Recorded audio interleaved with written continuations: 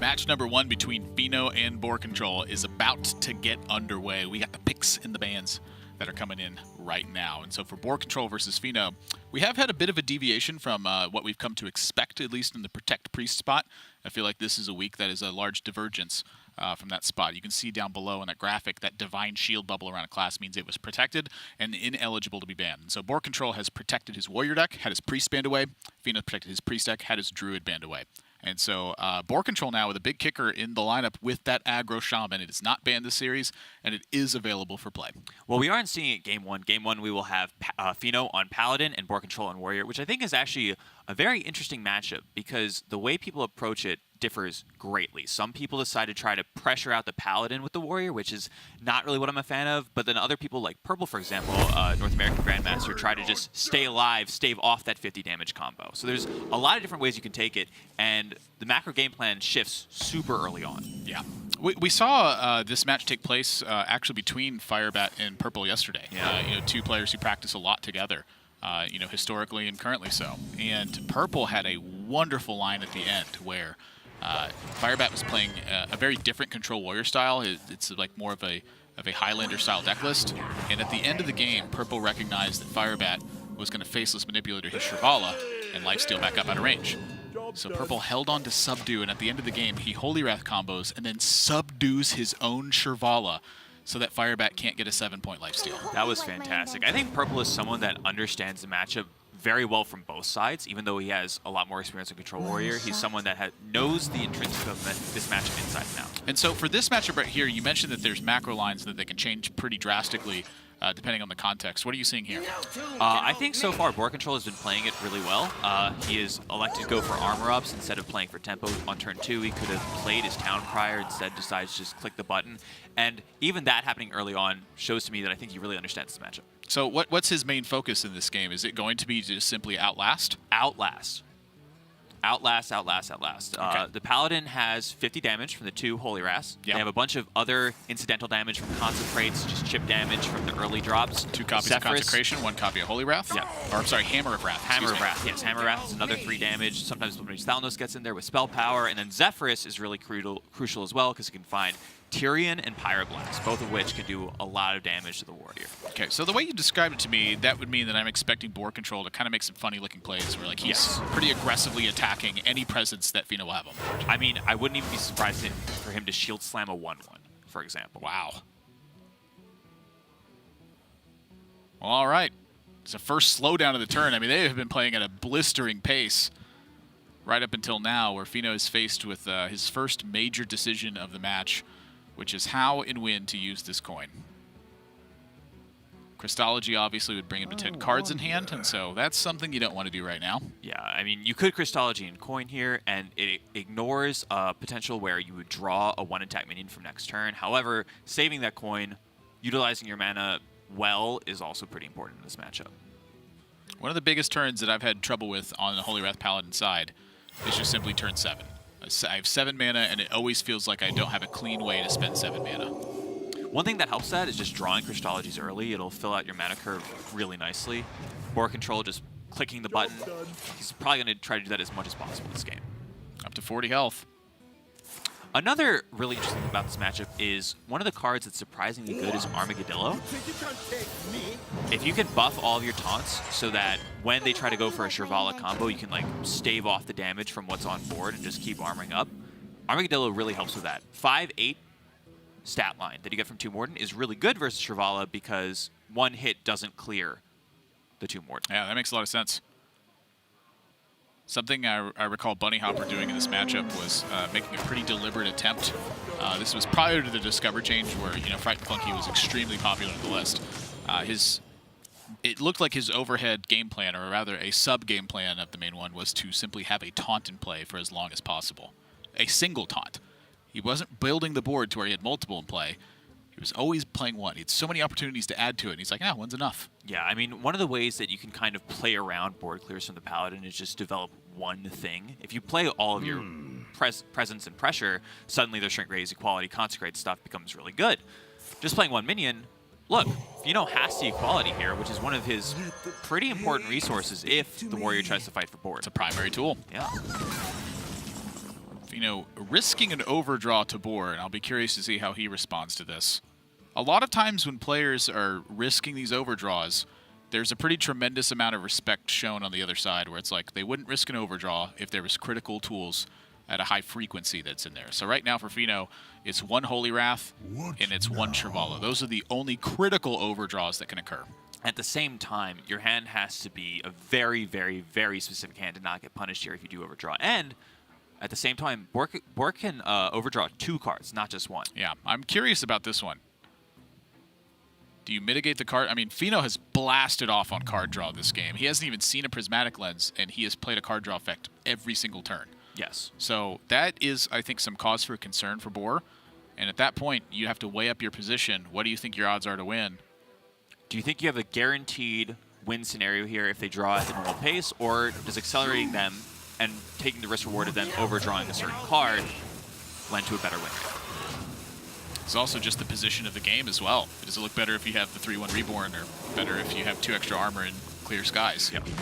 Boar says, I probably have enough life to stay alive during the end turns of this game.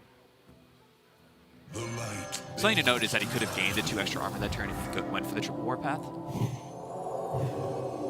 He had the mana to do it. I mean, the difference was, wow. I mean, Shrivala shows up right on time too. Like, you draw your first Prismatic Lens of the game, and then Shrivala's like, let me get out of the deck for you so I don't swap anything important. And for Fino, hand space is going to be the second concern now. At the same time, once he picks up the second Holy Wrath, he's good on hand space. He doesn't really care about what cards he overdraws. He has all the tools he needs. Already got 2 bankers. 2 Balefuls, 1 Holy Wrath now. Once he gets 2, pretty much everything he needs is in hand. Yeah. Ooh, 2 Morden. Ooh, Galvanizer's interesting at least, though. You know, being able to have Ziliax discounted on some of the critical turns, that can be a deal. You're a little bit upset because if you had 2 Galvanizers, you could go 2 Morden Ziliax in the same turn. With only 1 Galvanizer, it's going to be 7 and 4, which is 11 mana, so it's not like a fantastic combo. However, it does change the math on things, and Fino might need to respect that. There's definitely a lot of hands where it's going to allow you to play Ziliax where otherwise it wouldn't. Or fit into Hero Power, for example. Don't mind the security rover either. I like that one too.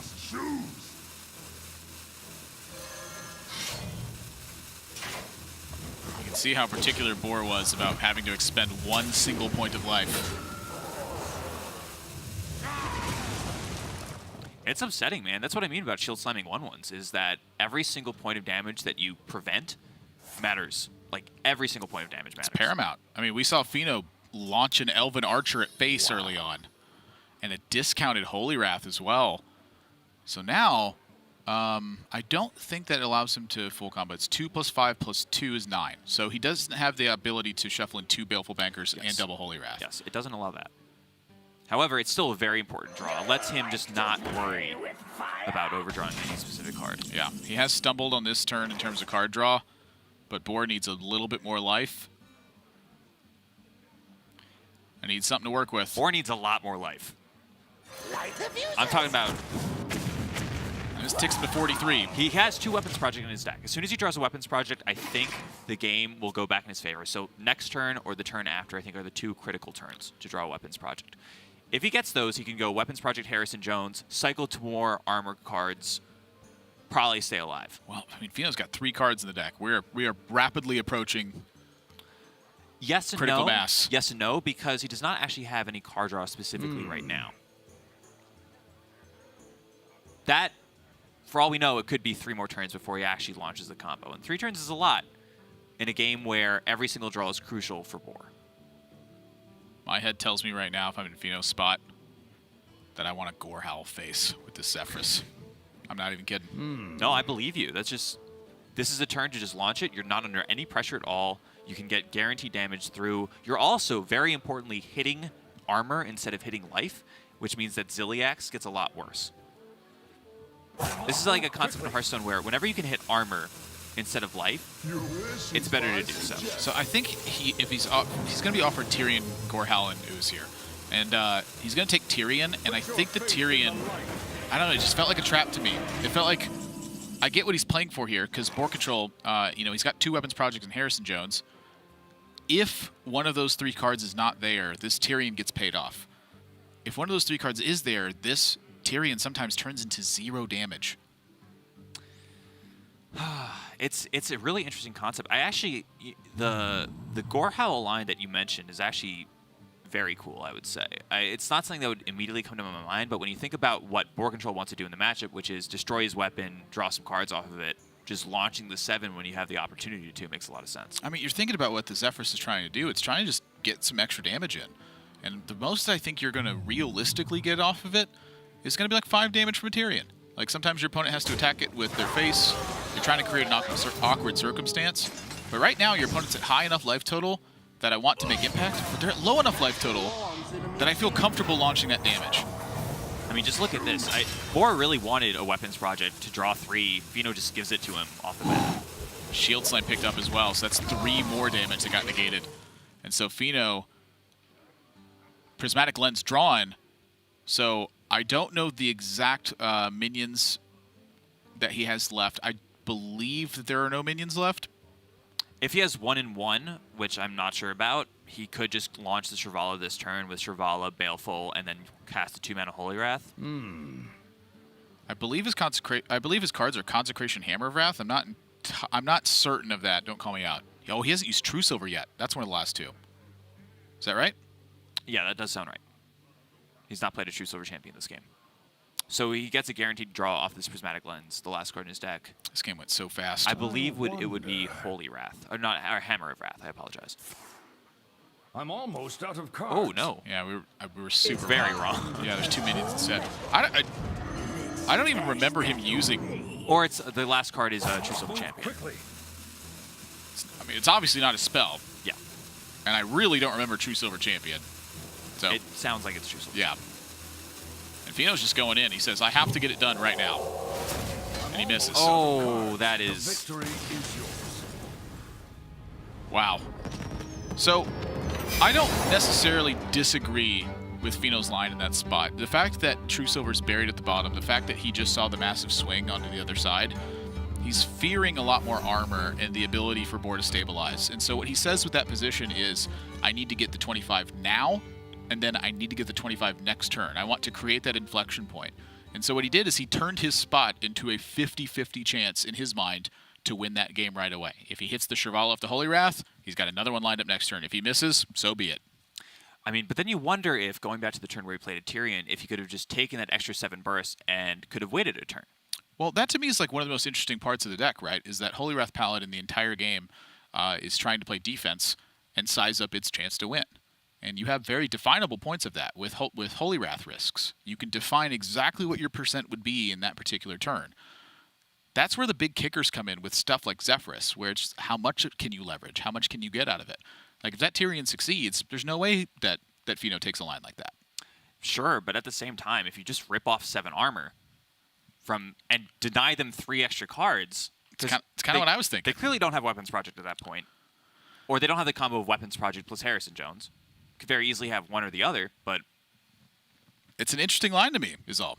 I'm not sure which is right or which is wrong. I'm a fan of yours. I'll say that. Gallon's a fan of pushing damage. Who would have known? Yeah, push the 7. Push the 7. Keeps increasing every single... That's a big number. By every hour, it ticks up 1, the midnight clock. We got to go to a quick break. When we come back, we're jumping into game number 2 of Fino versus BoarControl, and it's going rapidly. So stay here because it's going to go fast or something like that. That was like...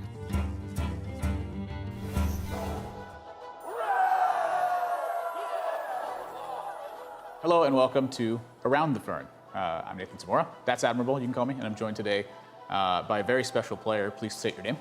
Christos Tsakopoulos. I thought it was Fino. Like, I've always called you Fino at tournaments. Well, yeah, people call me Fino, Fenomeno, whatever you want to Okay, go with. well, I think you need to pick one of them, though. It's not just Fenomeno Let's or Fino. Let's go with Feno. Feno. Yeah. Okay. You're happy with that? Mm-hmm. I think it will be easier for you.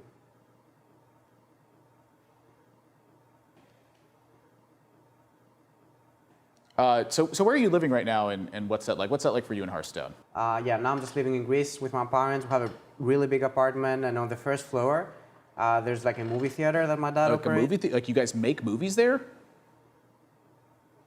No, there's no movie making in the movie theaters. You just show the movie. So like you you just show them other Yes, people.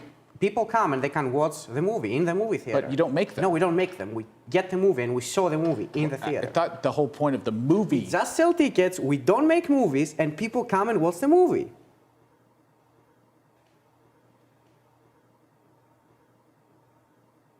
Okay. Well, I get. Let's just agree to disagree on that. Fenomeno, Feno, whatever you want to call it. I'm done.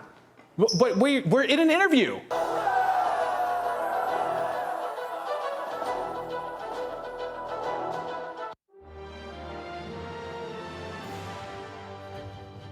I'm George Webb, known as BoarControl in-game. So my name, BoarControl, you would always say this player has board control when you're casting something, and if there's a Stone Chest boar on board, suddenly that player has boar control. The memory that stands out to me from Hearthstone has to be my first tournament victory, which was at Seat Story House Cup 10. I had to face off against Orange in the semi-finals, Chansifka in the quarters, Fino in the round of 16, so it's a pretty stacked event, and then facing Casey in the final, winning that tournament, that really stands out as the main memory. I like to play decks that get on board, and you have swing turns, and you have trades, lots of trades on the board, you try and get an edge in that sense. I'm also open to playing lots of other decks like combo decks too, but in general in Hearthstone, spending your mana and playing a guy has been the best play you can do. In Grandmasters, I want to do well. It's a new format, best of 3, so it's going to be more difficult to get an edge, but I'll try my best to find that edge and do as well as I can in the tournament.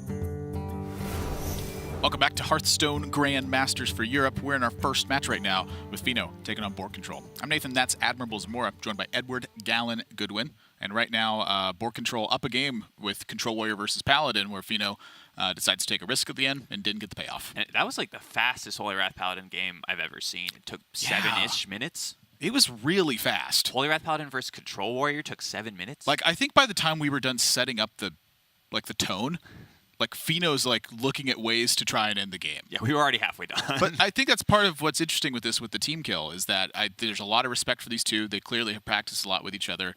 They understand what they want to do on a fundamental basis, and so they're going through the motions. Yeah, I mean, for them, it's just, oh, we've been through this game, rinse and repeat. We've done it a dozen-ish times. It's very Casey-esque. Yeah, Casey and Bunny Hopper. Well, Bunny Hopper, yeah. He's a little bit slower. Just a tad. Fino going with Priest in this one. BoarControl headed over to the Quest Druid. And this is the matchup that we have been seeing get really lopsided this last couple weeks, where it just feels like the Druid continues to win the game. And I'm like, not supposed to happen that much. One of the things I noticed is that I think people have gotten a lot better at understanding what the Druid is supposed to do early on.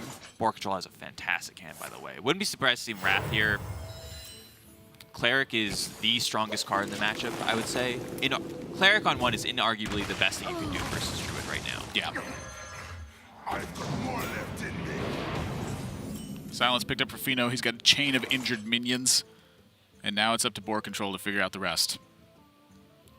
For Fino, seeing delayed quest progress means that it's harder for Boar to fight back, but For BoarControl, I don't think that like accelerating the quest progress is his main goal. His main priority, I think, is to try to keep Fino's position at bay. If you let the priest just develop and complete your quest, when you play your nourish, you're going to die. You're going to take 25 damage. A lot, yeah. So you have to deal with the board first and foremost. Ooh, nice pickup for Fino.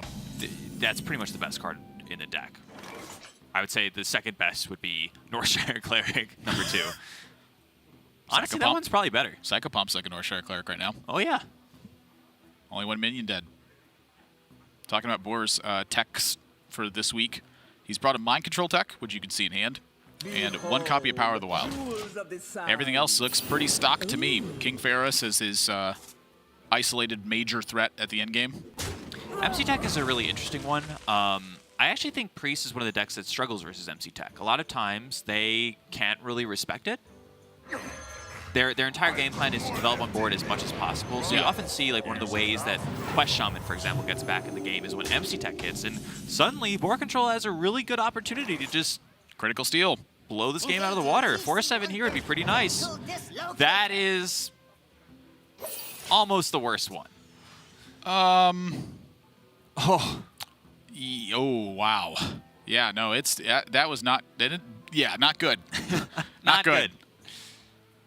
To be fair, though, the Floop MC Tech is something that Fino might not be expecting. He still has the opportunity to steal this 4-7. Nobody ever expects the 4-mana MC Tech. Consider. Is someone injured? BoarControl can't believe it. Fino, it's get the injured Blade Master out of range of swipe. Wants Samdi picked up. So far, the ordering from Fino's side, I think, has been fantastic, by the way. Beaming Sidekick picked up. I want to add that one to play. Protecting the Cleric. Hey! Beef it up. Friend. Makes sense to me. That's your best minion in play right now. Engaging TC-130 Mental Dislocator. Oh! No. That's not the right one. That is not the right one, Admirable. That's some excellent analysis from us. Don't steal the 2-1. Well, you don't have a choice. I mean, it picks one. Fino, this is looking brutal. BoarControl needs stuff like Starfall. He needs ways to contest the board. Now, that being said, he does have an Oasis Surger. His quest is complete. Hidden Oasis will also be able to fend off a lot of the damage that's coming through just as chip for Fino. Yeah, I don't think the chip damage is what's relevant right now. I think it's the card advantage that Fino's building. Just the overwhelming board presence. I mean, it's getting ridiculous. Fino healing the 2-4 as well. Kind of plays around Oasis Surger. That's the idea. Hits a crucial break point.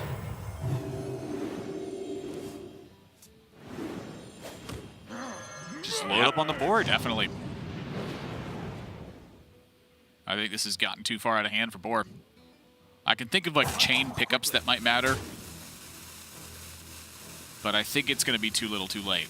Now, with Worthy Expedition, he can pull off some pretty ridiculous stuff. You know, imagine he top decks War Druid Lodi next turn and goes... Gallon, push the 1 here or trade? Go. I like killing the 1 too. Okay. Yes. Protect your important card, which is the Cleric.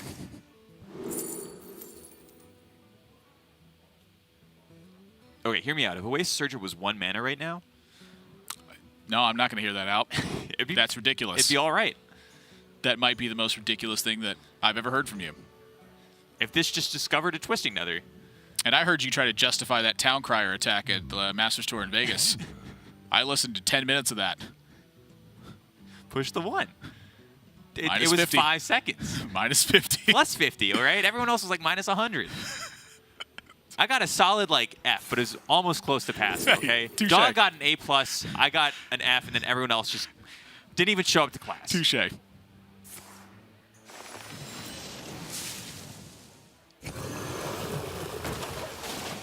Fino, again, on a single card to win the game with Circle of Healing. Even without that, he can play one Samdi and just load up a 7-7. Yeah, so there are a number of 1-drops going from the deck right now. So it pretty much, its primary function would be 7-7.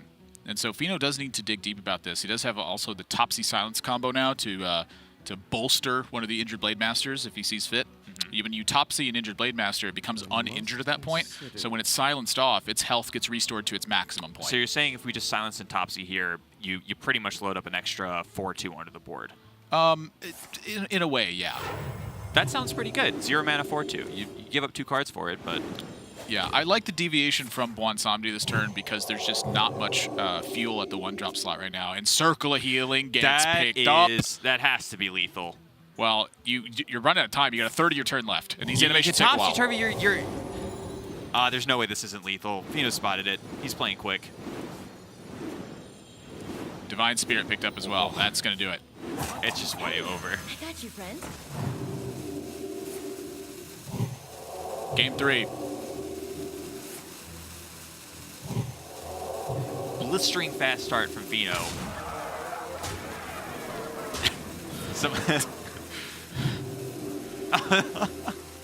Silence as well. Style it on him. Silence was exact lethal, Fino. Honestly, that's an important exercise for Fino, is to be doing things like that. Yeah. He is the one that had that big blunder where he didn't get the attack off in time, and it was amidst a colossal losing streak for him. It was disaster. It was one of the most heartbreaking moments I have ever witnessed in Hearthstone, was seeing that missed attack. Yeah, it was like the moment of redemption, and it just 1 second too late.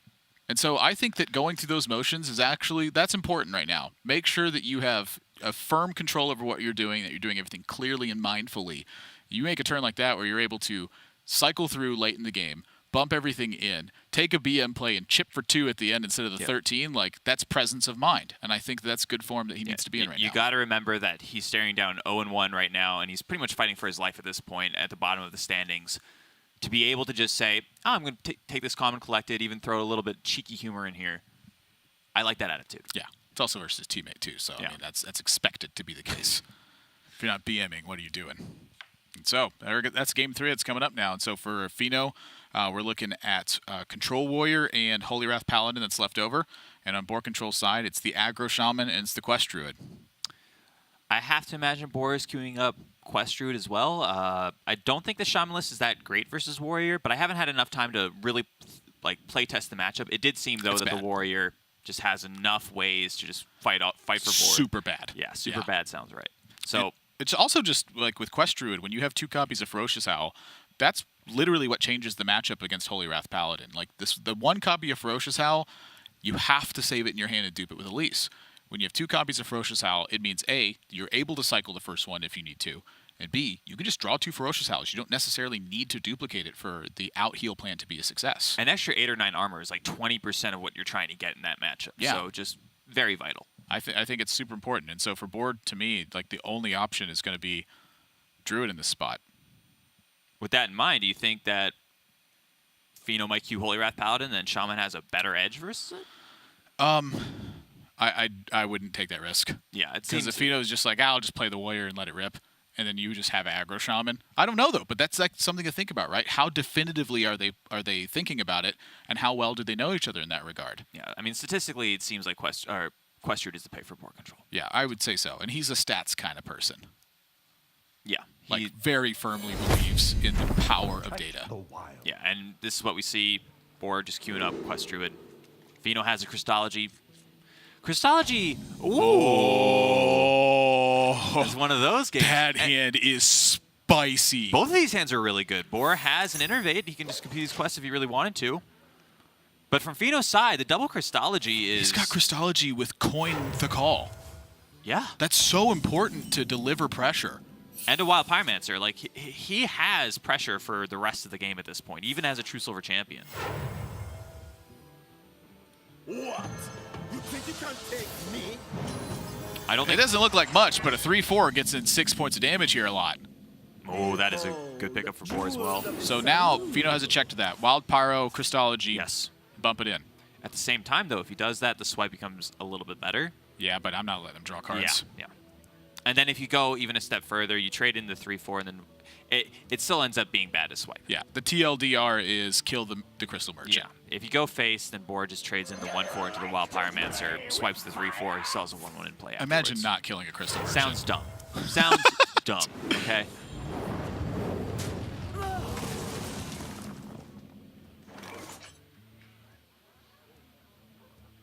So for Boar, the question, how important is quest progress?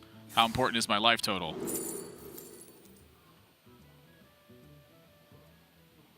Have you ever thought about Hidden Oasis versus Ancient of Lore?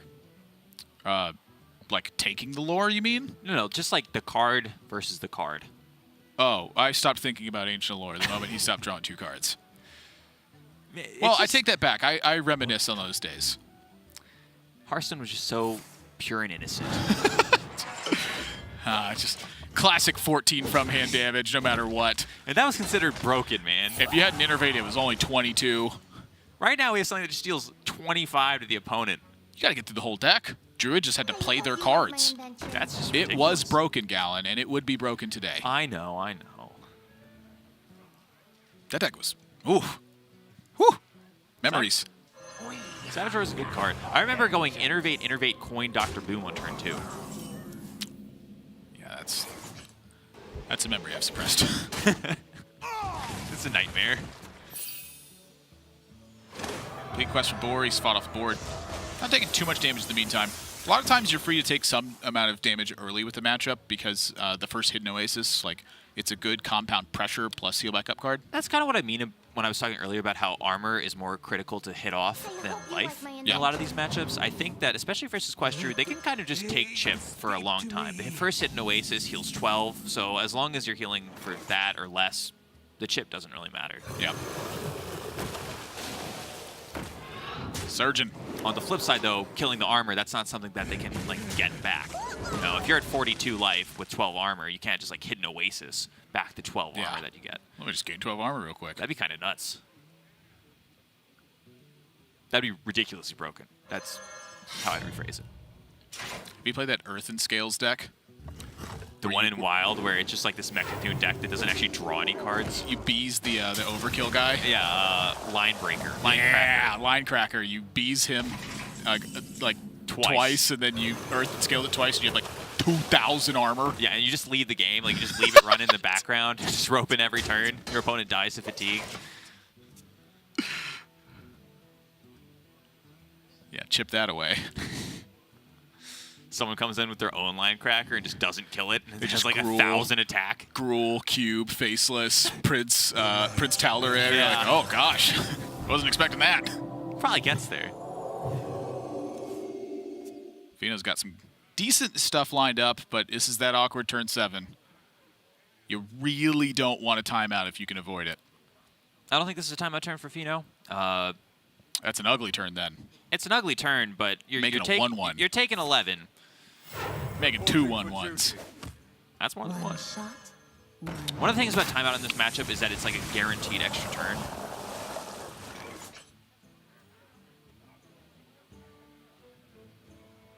That Cenarius is awfully tempting. But that Crystal Smith Kangor is awfully threatening. The problem with Cenarius right now is that you really haven't seen the board clears. And if you go in with a Cenarius now, you're kind of like devoting your entire game plan towards that. You know, you no longer have Innervate Pharaohs for any minions. Your turn 9 is just going to be like taking a turn off. Maybe cast Hit an Oasis, and that's it. Something I'm thinking about is 2 things. Number 1, it does matter with Elise later on. Number 2, it does matter with Ferocious Howl right now. Number 3, look at what Fino just did with his hand, where he killed a 1-1 instead of using True Silver and killing an Oasis Searcher. And so for Boar, if you're going to use Cenarius, what that means is you're going to deliver pressure and you're going to call Fino out. You're going to say, you know what? You have to have the board clear now, or this isn't Sure. going to work. Fino doesn't have it. That being said, though, he still has a timeout, and Len's timeout. board does force out a timeout here. And with Shivala in hand, you're not fearing locking out an Equality or locking out a Shrink Ray.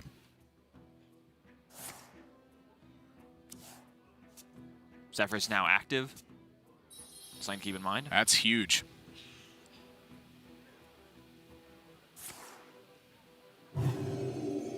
Timeout. Baleful at 4 mana doesn't really affect the deck too much. There are some like fail scenarios where your Shivala switches with your Holy Wrath, but at 4 you can still do the Shivala Banker Holy Wrath combo. All right, well, now Boar's got some thinking to do. He rips the first Ferocious Howl. Notice he's kept the one on the far left. That's important for the Elise outcomes. That happened later on. Just trading off the board, the highest health minions first because you don't want your stuff dying to like 2 Consecrates, for example. Well, it loses less percent of health. Yes. If you attack with the 4/4s, they lose 25% of their health. I guess that's a way of thinking Yeah, about I want it. to lose less percent. Okay. Power of data. Totally misinterpreted after I set up that Pheno it just loves does- the power of data. Yeah, it's like saying giving a 10 attack minion 5 attack is worse than giving a 2 attack minion Let another me 2 attack. think. One gets a 50%. Well, yeah, one's 100% increase. Yeah, it's just 100%. sometimes your stats might might not be the best admirable. That's subjective. No, that's pretty objective. How dare you? Ooh, hang on. Yeah, I don't like that. I would much rather pretty much press any emergency button I can than using that second timeout. There is an almost full clear with Wild Pyromancer Consecrate. Consecrate kills both the second 7/6s, deals 4 to his face. You could That's what I'm launch thinking. the True Server Champion as well. You use a lot of AoE, but you have a Zephyrus as backup. Yeah. Okay, this is much better. It's so critical to have a timeout at the end, because if you don't, what happens is when you go into your Holy Wrath turn, board just pressures. And since you don't have a timeout, you have no way to protect yourself and secure a position. That's why it's vital. Without that, you pretty much don't have a Holy Wrath turn unless you've had a stranglehold on the game. Ooh, Tundra Rhino. Is there anything you can do with that? Word to Lodi. That's a beast. Ah, it is. Sign to keep in mind. So now, Pheno, I think, is very likely to use Zephyrus in this spot. He's not going to use Zephyrus.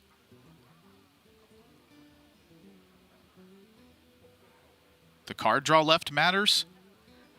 So Pheno's trying to figure out, is it better percent chance if I try to cycle through the deck as powerfully as I can and deliver that massive blow? He has a swing with the True Silver available right now, so that's a prospect. Maybe he's just saying the timeout is less necessary than a... Interesting. So you can go... Quality Equality Zephyrus. Zephyrus. It'll give you Arcane Explosion. Ah. Save the timeout. Get rid of the pressure. You actually develop onto the board. Whoa. If Pheno launches a Holy Wrath, he is super desperate. Okay, so now I'm trying to figure out what's causing that thought of desperation. I'm not entirely certain just yet.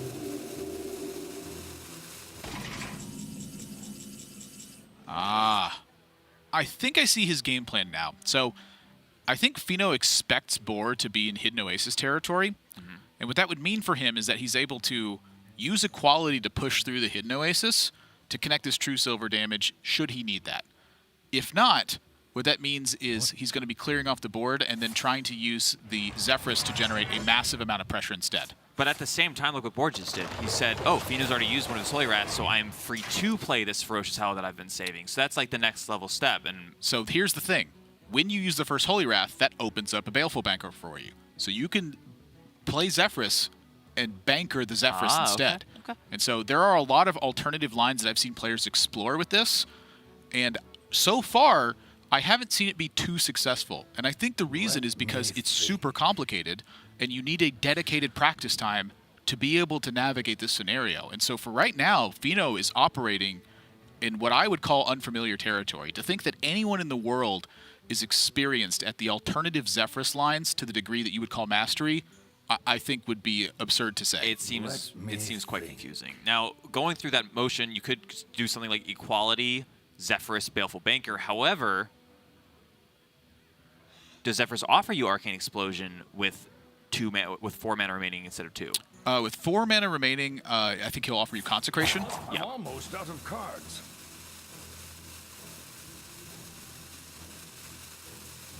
Your wish is my suggestion. I assuming he's going for Frost Nova. That's interesting. So, an effective timeout. Oh, this could have been super smart from Pheno. So for Pheno now, what I'm looking at is this Frost Nova represents a third timeout. And so he got into a desperate spot, and I think that this is a technical losing position, but you do have some percent chance. And a lot of that's going to be seated in what BoarControl actually has in hand and how he's able to attack this board. But Pheno's trying to delay it to where the Shirvala actually generates tempo and threatens Boar on the following turn. So for right now, Boar is concerned with killing off the 3-2 because he knows a clear is available somewhere on Pheno's side. board gets cleared out, you connect with Zephyrus and True Silver, and you connect with Holy Wrath with Shirvallas in play. So Fino's trying to set up a turn where he gets down the 2 Shirvallas with the board clear. I think there's going to be a lot of factors here that are going to benefit Boar, though, against the strategy. Well, I just want to talk about this line from Fino real quick again, because the only way you can make this happen is if you leave up pressure on Boar's side and you're threatened by lethal. That's really one of the only times that Zephyrus will offer you freezing effects. Sure. Very complicated. Yeah, so that tells me he does have some experience doing this. Like, he set this up when he realized I need to Holy Wrath to draw, and so that means I have to get clever. I have to say, from Boar's side, this War Druid Lodi looks very appealing. Just being able to play a 4/6 with charge. Maybe I'm incorrect, but it seems like killing the Zephyrs also had some applications here as well.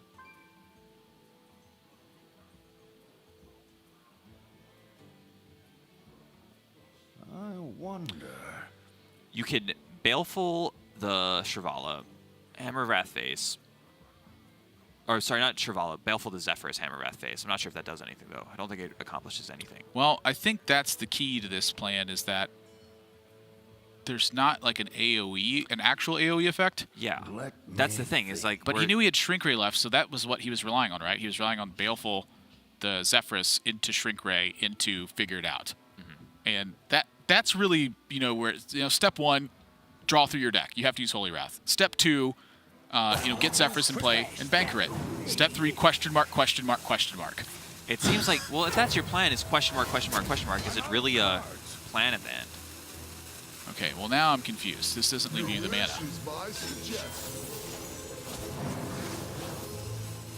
Betrayal? It's not bad. Yeah, that didn't work out. Victory is yours. The TLDR is that is a very complicated situation Fino's navigating. Yeah. And, it sucks to see it lose that way, but I get what he's going for, and that is a tough spot. You have absolutely demanded the most of yourself in a moment like that in order to get a win.